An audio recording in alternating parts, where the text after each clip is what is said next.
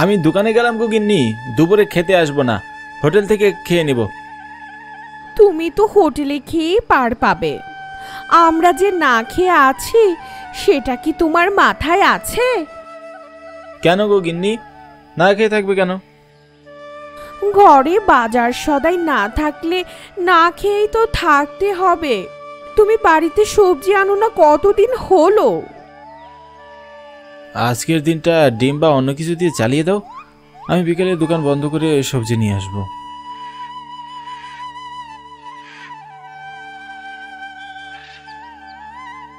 আজকাল দোকানের হিসাব ছাড়া আর কিছুই মনে থাকে না। আমার নাম সুরেশ সেন, পেশায় আমি একজন কাপড় ব্যবসায়ী। গ্রামের বাজারে ছোট একটা কাপড়ের দোকান আছে আমার। বিক্রি মোটামুটি ভালোই হয়, কিন্তু সমস্যা হলো আমি এক হাতেই দোকানের সব দেখাশোনা করি, যার কারণে সংসারের অন্য সব দায়িত্ব ঠিকমতো পালন করতে পারি না। আজ 3 দিন থেকে গিন্নি সবজির জন্য ঘ্যান ঘ্যান করেই চলেছে, আনবো আনবো বলে মনেই থাকে না।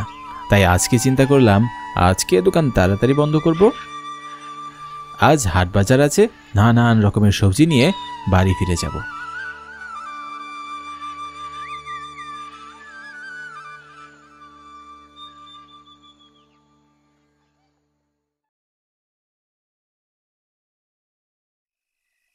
আজও দোকান বন্ধ করতে করতে রাত হয়ে গেল। এখন সবজি না নিয়ে বাড়ি ফিরলে তো গিন্নি মুখ ফুলিয়ে বসে থাকবে। কি করব, এক হাতে দোকান সামলাতে হয়, আর তাছাড়া হাটবাজারে অনেক ভিড়ও থাকে।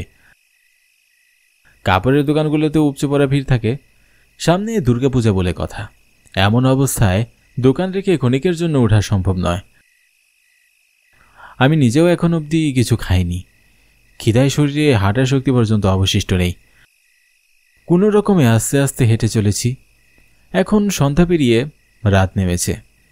আমাদের ঘিমাডাঙ্গা গ্রামের বাজার সন্ধ্যা হতেই বন্ধ হয়ে যায়। বাজারের পাশ দিয়ে যাচ্ছিলাম, হঠাৎ কি মনে করে যেন আমি বাজারের ভেতরে যাই।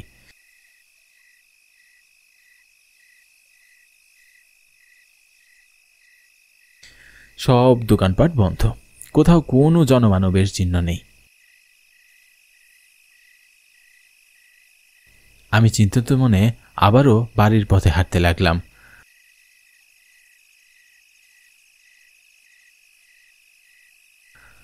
আজ পূর্ণিমার রাত, চাঁদের আলোয় গ্রামের রাস্তাঘাট স্পষ্ট দেখা যাচ্ছে। হঠাৎ হঠাৎ ব্যাঙ ডাকছে। সকালে বৃষ্টি পড়বে সম্ভবত। হঠাৎ একটা শব্দ শুনে আমি রাস্তার মাঝেই থমকে দাঁড়ালাম। পিছনে একটা শব্দ শুনতে পাচ্ছি। আমি কান খাড়া করে শোনার চেষ্টা করতে লাগলাম। এই সবজি নেবেন? সবজি, তাজা তাজা সবজি, আমার খেতে সবজি। বুড়ুকুচকে আমি চারদিকে তাকাতে লাগলাম। এত রাতে সবজি বিক্রেতার হাঁক ডাক, আমি কি ভুল শুনলাম? সবজি লইয়েন, সবজি। না, ভুল তো নয়। আমাকে অবাক করে দিয়ে একটা ভ্যানে সবজি নিয়ে। পূর্ণিমার চাঁদের আলোয় লোকটাকে স্পষ্টই দেখা যাচ্ছে। চাদর দিয়ে সম্পূর্ণ শরীর এবং মুখটাও ঢাকা। চেহারা দেখার উপায় নেই। এই লোক কি পাগল টাগল নাকি? এত রাতে সবজি নিয়ে বের হয়েছে। কে কিনবে এই সবজি? যখন শহরে গিয়েছিলাম তখন তো বেলা 2টায় দোকানপাট সব বন্ধ থাকতো। রাতের বেলা সবজির দাম তো অনেক কমে যেত, কিন্তু গ্রামে এই নজিরের দেখা নেই। সবজি বিক্রেতার ভ্যানে বিভিন্ন ধরনের সবজি, লাউ, আলু, শাক, মিষ্টি কুমড়া। আমি বিস্ময়ে এগিয়ে গেলাম।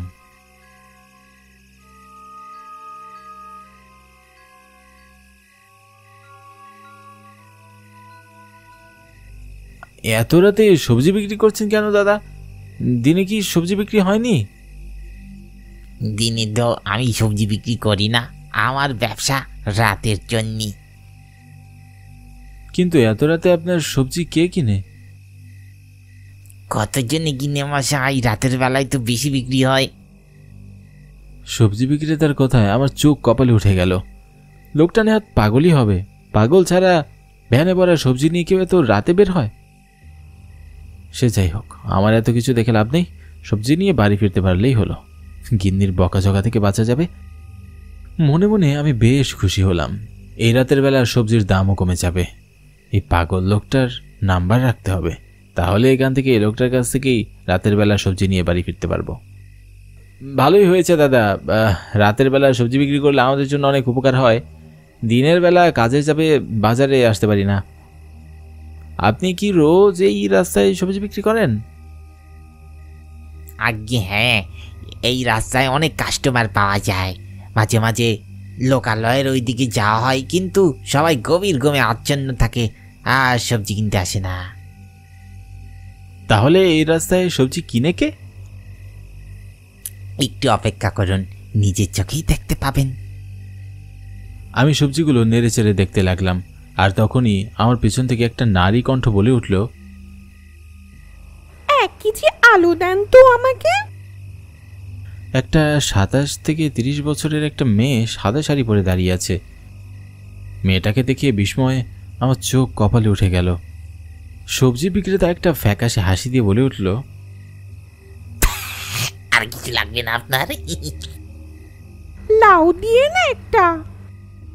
আমি মেয়েটার দিকে তাকিয়ে আছি। মেয়েটাকে আগে কখনো এই গ্রামে দেখেছি বলে তো মনে হয় না। বিস্ময় মনে চেপে রাখতে না পেরে আমি জিজ্ঞাসা করেই ফেললাম, এত রাতে আপনি সবজি নিতে এসেছেন?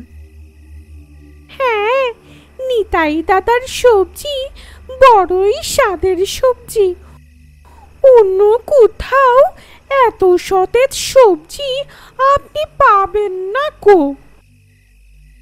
নিজের খেতে সবজি খেতে দিই, ওই সতেজ তো হবেই। দিন দাদা, আমাকেও সব সবজিগুলো দিন, 1 কেজি করে। তা দিতে পারি, তার জন্যই তো রোজ এখানে সবজি নিয়ে বেরোই। কিন্তু তুমি এই সবজির দাম কত দিতে পারবি? দাদা, আমার কাছে টাকা আছে তো। আগে কে বলিস আমি সবজির বিনিময়ে টাকা নেই? সবজি বিক্রেতার কথা কিছুতেই আমার বোধগম্য হলো না। মানে, সবজির মূল্য হিসাবে আপনি কি অন্য কিছু নিয়ে থাকেন? এই তো বুঝতে পারছেন দাদা। কি কি নেন আপনি? এই তাজা তাজা সবজির বিনিময়ে আমি তাজা তাজা প্রাণ নেই। আপনার জীবন আমি নেব। মানে, কি বলছেন আপনি? সবজি বিক্রেতার কথা শুনে ভয়ে আতঙ্কে আমার সারা শরীর কাঁপছে। এই লোক কি সত্যি পাগল? না দাদা, আমি পাগল না।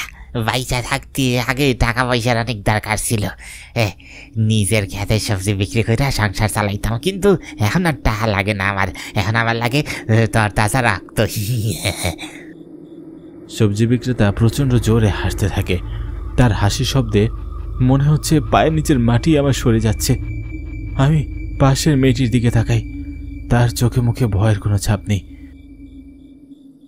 নিতাই দাদা কিন্তু সে রক্ত একা পান করে না, আমাদেরকেও ভাগ দেয়।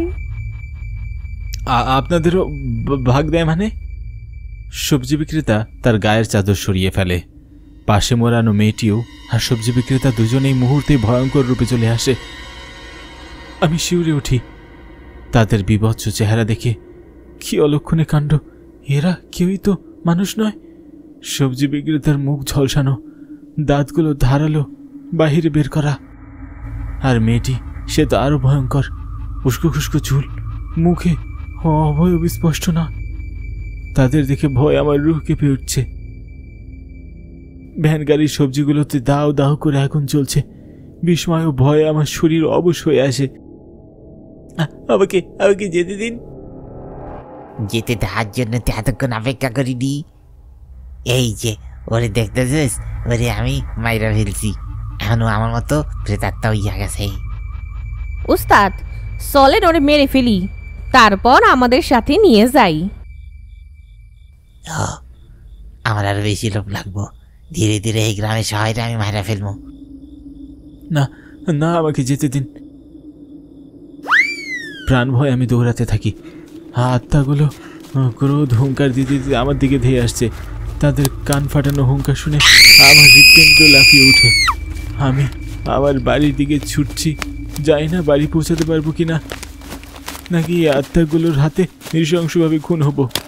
পিছনে ভয়াবহ বিপদ, ভয় আমার মাথা ঘুরছে। আমার বাড়ির খুব কাছাকাছি এসে আমি চিৎকার দিয়ে জ্ঞান হারাই। তারপর আর কিছু মনে নেই আমার।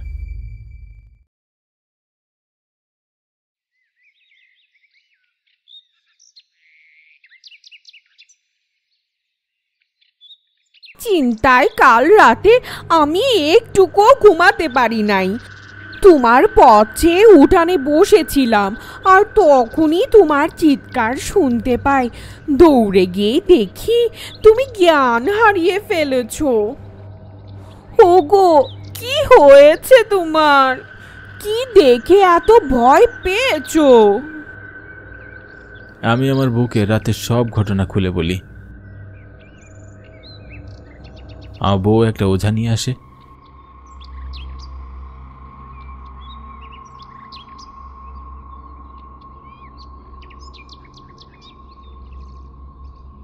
সে আমাকে ওই সবজি বিক্রেতার সম্পর্কে সত্য কথা বলে। বেশ কয়েকদিন আগে ওই আত্মাগুলো এই গ্রামের এক মুরব্বীকে ভয় দেখিয়েছিল। তার অবস্থা এখনো শোচনীয়, ভয় বাক শক্তি হারিয়ে ফেলেছে। এই আত্মাগুলো কেন সবাইকে ভয় দেখাচ্ছে? ওই আত্মার নাম রজত দাস। গ্রামের হাটে ভ্যান নিয়ে সবজি বিক্রি করে। হাটে বেচা কিনা শেষ হলে মানুষের বাড়ি বাড়ি গিয়ে বিক্রি করে। সবজিগুলো অনেক সতেজ, কারণ ওগুলো তার নিজের ক্ষেতের সবজি।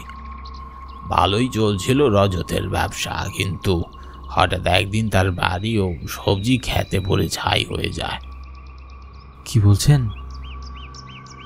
হ্যাঁ, এই গ্রামের প্রভাবশালী এক পরিবার নাকি রজতের ঘর বাড়ি সবজি জ্বালিয়ে দিয়েছে। কারণ রজতের বাবা ওই লোকের কাছে ঋণ নিয়েছিল বাড়ি বন্ধক দিয়ে। রজত সে টাকা ফেরত দিয়ে দিয়েছে, তারপর ওই লোক ষড়যন্ত্র করে সব আত্মসাৎ করতে চায়। রজতের সবজি খেতে দখল করে নিতে চায়, যা রজত মেনে নিতে পারেনি। প্রতিবাদ করায় তার পুরো পরিবারকে মেরে ফেলে। সেই থেকে রজত প্রতিশোধের নেশায় হিংস্র হয়ে ওঠে। ওই প্রভাবশালী লোকের মৃত্যু ঘটে খুবই নৃশংসভাবে। আগুনে জ্বালিয়ে তাকে মারা হয়েছিল। বিক্রেতা রজতের কথা শুনে আমার প্রচণ্ড মন খারাপ হয়। রাতের সে ভয়ঙ্কর কথা না মনে পড়তেই শরীর শিউরে ওঠে। কাল রাতে যদি রজতের আত্মার হাতে সে মারা যেত, তাহলে রজতের এই করুণ কাহিনীর কথা সে কখনোই জানত না।